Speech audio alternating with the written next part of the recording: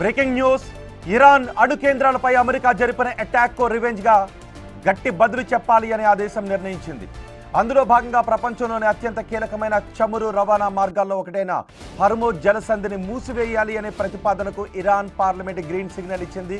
ఈ మేరకు ఆదివారం జరిగిన ఓటింగ్లో పార్లమెంటు సభ్యులు ఈ నిర్ణయానికి మద్దతు పలికారు.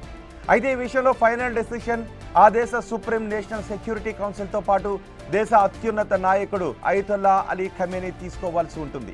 అరేబియా సముద్రాన్ని పర్షియన్ గల్ఫ్తో అనుసంధానం చేసే ఈ జలసంధి చాలా ఇరుకుగా ఉంటుంది. ఒక చోట మరి కుచించుకుపోయినట్టుగా ఉంటుంది.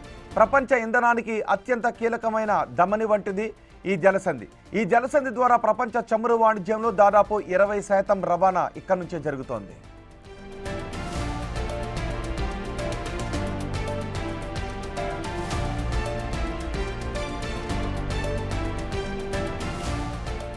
ఒకవేళ ఇరాన్ ఈ జలసంధిని క్లోజ్ చేస్తే తక్షణమే ముడి చమురు ధరలు 30 నుంచి 50% పెరిగే అవకాశం ఉంటుందని, అదేవిధంగా గ్యాసోలిన్ ధరలు గ్యాలన్కు $5 వరకు పెరగొచ్చు అని కొంతమంది నిపుణులు హెచ్చరిస్తున్నారు.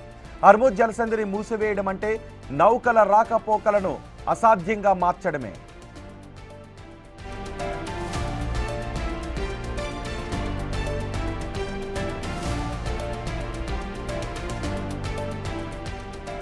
ఒకవేళ ఈ జలసంధిని మూసివేస్తే భారతీయ వినియోగదారులకు ఈ ప్రభావం చాలా ఎక్కువగా ఉండే అవకాశం ఉంటుంది.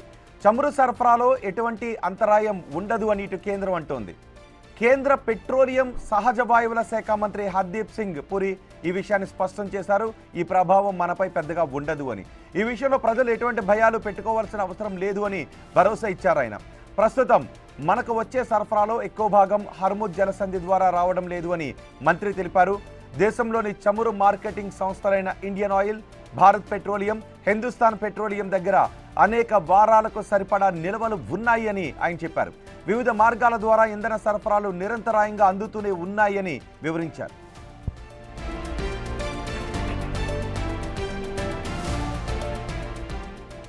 ఇండియా తన చమురు దిగుమతులలో 67%, లిక్విడ్ నేచురల్ గ్యాస్ ఇంపోర్ట్లలో 50% హర్మోజ్ జలసంధి ద్వారా పొందుతోంది.